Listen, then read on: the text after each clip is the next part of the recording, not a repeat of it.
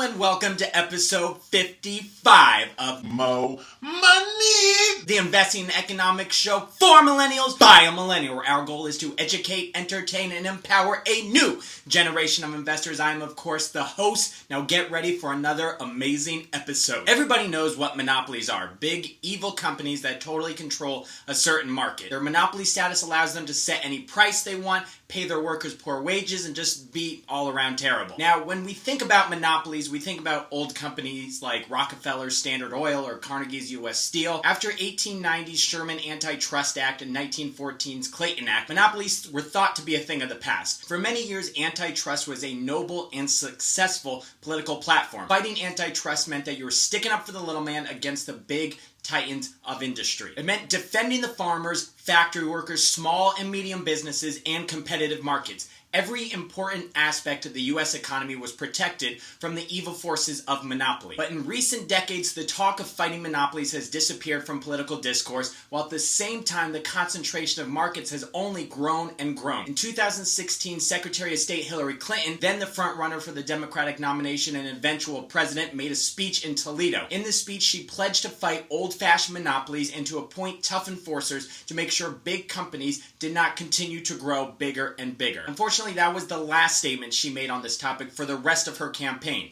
This is an issue that arguably, if she had made a key aspect of her platform, could have won her the election. But I'm pretty politically naive, so what do I know? Obama talked about market concentration in his first presidential campaign, which helped him win over voters of some rural areas. Bernie Sanders campaigned against market concentration in the financial sector and breaking up big banks. Not that I really believe he understands the problem of market concentration or how to break up big banks, but merely he just knew it was bringing him a lot of attention. That's just not a Bernie is clueless problem. That is a most people are clueless problem. Not many people understand the serious issues of market concentration. Monopolies may not exist anymore, but now we have oligopolies, a few large companies in every sector of the economy who are so dominant that it is effectively impossible for any smaller firms to compete. The potential for higher prices and decreased options in the marketplace are not the only problems that arise from market concentration. There are a list of other problems that are hidden under the surface that once more people discover, the more people will realize the issue at hand. Let's get to the list. One of the main problems of increased market concentration is its effect on wages. We are almost a decade into the economic recovery since the financial crisis. When it will be just an economy again and not an economy in recovery, I don't know. Anyways, even though the economy has been recovering, wages have not been recovering. Wage growth since the recession is nowhere near historical averages. The unemployment rate is currently around 4.5%, which most would call full employment. Full employment is good for the people in the labor market because it usually leads to wage growth. The reason being, the less available labor in the market, the higher wages companies must offer in order to attract new employees. But we have been at full employment and wages are not rising as most would expect. One explanation for this is market concentration. An economist by the name I'm probably about to butcher, Simca Barke, estimates that economic concentration has cost the average worker $14,000 a year in take-home pay over the past 30 years. The less amount of companies there are, the less amount of available jobs there are. And the less amount of jobs there are, the less leverage workers have to demand higher wages or to demand a raise. The next problem on the list, market concentration is a job killer. The more market concentration there is, the less companies there are, meaning the less amount of available jobs there are. Like I said before, since the economic recovery, markets are at full employment, but many of the jobs have been temporary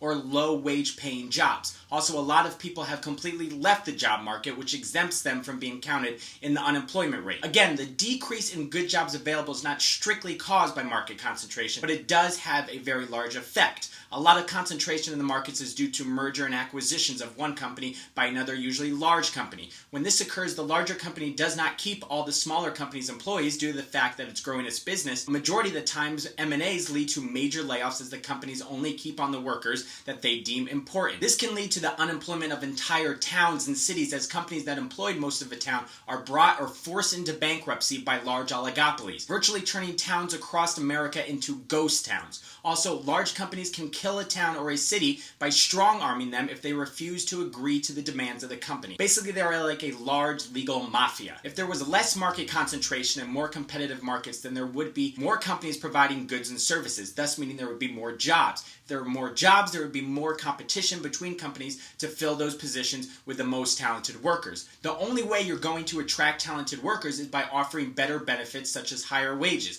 This causes increased competition in the labor market, pushing wages higher, which is good for workers. Without competition in the labor market in regards to pay, companies can afford to keep wages as they are. And when wages remain stagnant but profits are growing, that means the people who run the company are the ones who are really reaping all the benefits. This brings us to our next problem on the list, economic inequality. As a cause of the first two problems on the list, suppressed wages and job loss, there has been an increase of economic inequality. These large corporations are still making record profits and wages are not going up, so the money must be going somewhere, right? Why, of course it is. It is going to those on the top of the totem pole. The people at the top have zero incentive to spend more of their profits on wasteful things like higher wages or other lucrative benefits for their employees because there is no competition out there who could steal their employees away with such things. Are the executives of these companies soulless pigs? No, but they just aren't incentivized or pressured to do so because none of the employees want to stand up to these companies and risk losing their jobs. It is not surprising that when there is a market concentration, the companies on the top get complacent. There is nobody for them to fight, so they become satisfied with the status quo. The final problem on our list is the lack of innovation in an entrepreneurial environment. Being an entrepreneur used to be a part of the American dream, creating a unique product or service, turning it into a business, making some money, yada yada yada. But in a world of market concentration, it is difficult to be an entrepreneur. A new company is begun every 2 minutes in our country, but companies are closing their door on average every 8 seconds in this country. If you have a product that is similar to one of the large companies, then they can sue you. Even if you can win the legal case, most likely your company will drown so quickly under the legal costs of defending your business that you'll go out of business before you can even win the fight. If you have a product that is innovative and new, then the best you can really hope for is that a larger company will buy your product or business from you. In an economic system that is highly competitive, firms must spend money on research and development in order to develop new products to give themselves an edge over their competition. In a world of market concentration,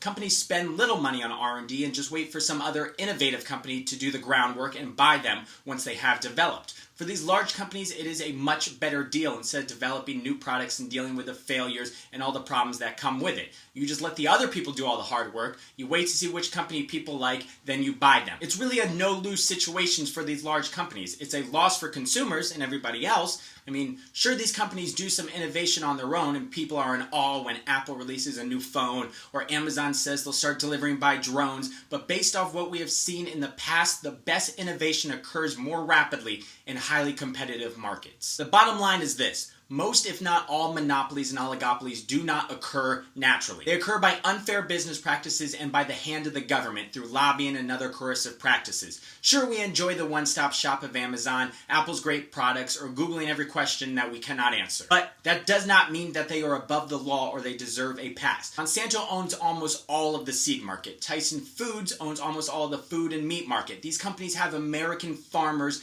and ranchers by the balls. Large pharmaceutical and healthcare insurers can charge Americans whatever they want just so they can stay alive. The large banks who shrank in numbers and grew in size after the financial crisis are making massive profits, but still Americans are making 0% in a savings account. It may seem like media is a competitive market, but all these companies are subsidiaries of big companies like News Corp, 21st Century Fox, CBS, Time Warner, GE, or Viacom. Facebook proved just how powerful they were in the last election by being able to manipulate the news in a very powerful way. We have laws in this country that many large corporations have chosen not to follow, and government has chosen to weakly enforce if they even choose to enforce the laws at all. Nobody benefits from market concentration except for those who are concentrating the market. Either government enforces rules that were established 100 years ago on all companies, or governments need to stop showing favoritism towards any company. To quote Justice Luis Brandeis, we can have a democracy in this country, or we can have great wealth concentrated in the hands of a few, but we cannot have both. Thank you so much for watching another episode. You can find new and classic episodes of Mo Money right here on YouTube. For now, don't forget to like, comment, subscribe, share, follow me on Twitter, follow me on Instagram, like me on Facebook, check out the MoMoneyShow.com. Mo Money signing out.